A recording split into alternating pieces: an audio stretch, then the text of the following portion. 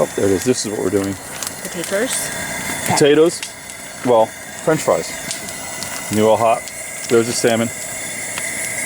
Fresh sockeye. We're doing a little maple syrup glaze, salt, pepper, fresh lemon, a little tiny bit of soy sauce, and then we're going to put that over this fire. And that's what we're doing.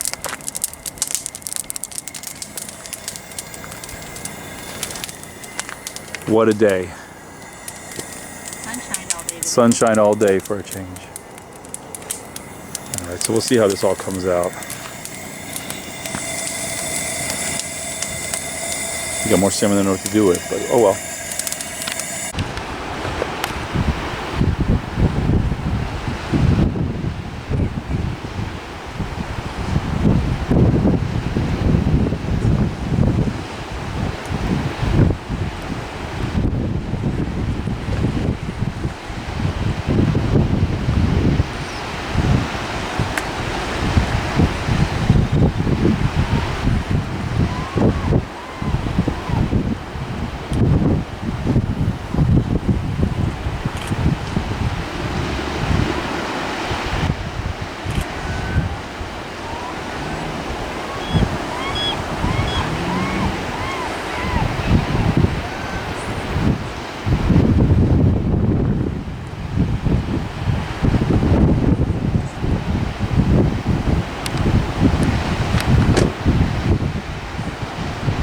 Volcanoes everywhere here. Just 4 or 5. What is it again? 4 that we can see, but I know there's more. St. Augustine to your left is the one that looks like a volcano. Ileana. Well, that's Ileana straight ahead then.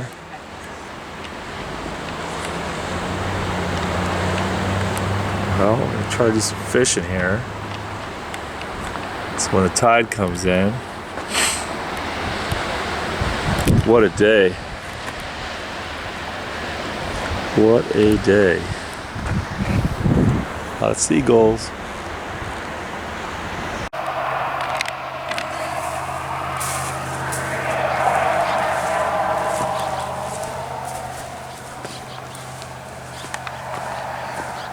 Just make a campsite. Exactly, just pull over to the side. Pull over on the side of the road.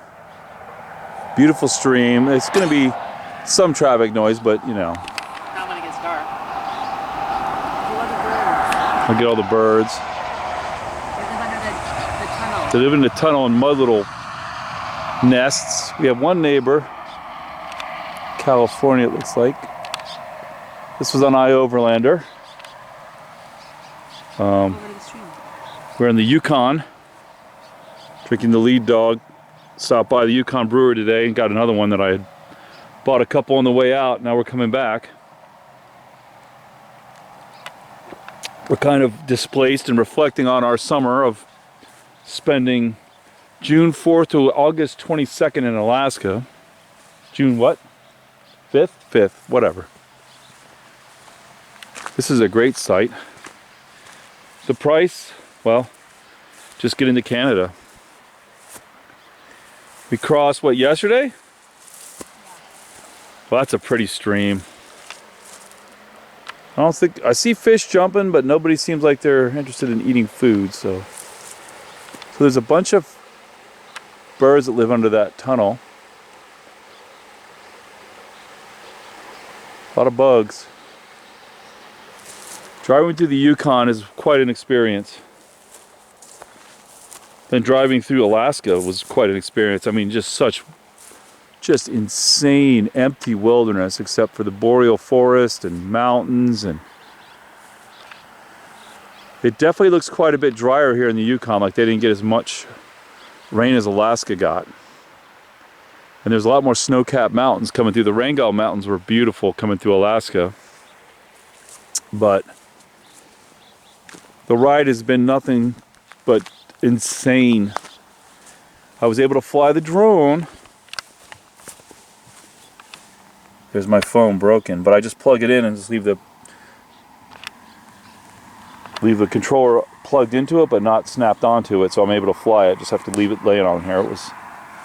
It'll work. I'll just try to get a new phone in the States. There's my Skeeto stuff. our thermostat. Okay, so we're deciding what we're doing for dinner. Our cooler's been going since what, May 19th? Pretty much so, yeah. We just keep throwing ice in it and taking the rotten food out, which we really had no rotten food in there. No, there shouldn't have been. But everything's been good. We lock it on. We can lock it to the trailer and be able to open it. We can lock it shut and be locked to the trailer, which is nice. That way if a bear comes up or somebody wants to break into it, they can't. But if we want to leave it locked like this, we can still open it and it's still locked at the trailer, so you can take the cooler. That worked out well. The showers worked out well. We've only used it in Denali though. Of course, that thing's amazing. The sport rack. It's worked very well for us. We keep a lot of stuff in there. The awnings worked great in the rain, no doubt. Saved our life in Centennial. Of course, we have friends with a big awning and a big camper. That makes life easier for us. But when we were in Centennial, we had nobody, so we used the awning. And then we pulled it out to about here. We were able to cook under it and dry our stuff. These windows are, of course, awesome. You can adjust them as the night if it gets colder and warmer, if it rains. And they keep the mosquitoes out. The windows are amazing. The curtains. Yes, we love our curtains. How you doing in there? Okay, I just don't know where the other blue thing is, but I'll find it. And we'll do some cooking now. Paper towels go here or in the back. There's our cabinets we built and our top we trimmed off. This was just solid metal, as was that. And the windows. Huh? It's kind of dark in here. A little dark, but it's going good. There's a cabinet we put in.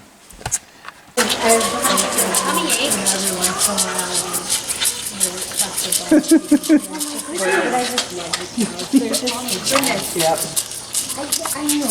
This is crazy. This is Tom and Jerry. Tom and Jerry.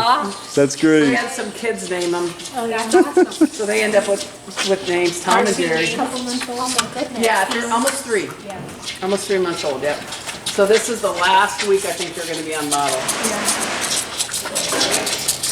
That is so cool. Okay, this is what we do here. Snuggle. I like the stream in there.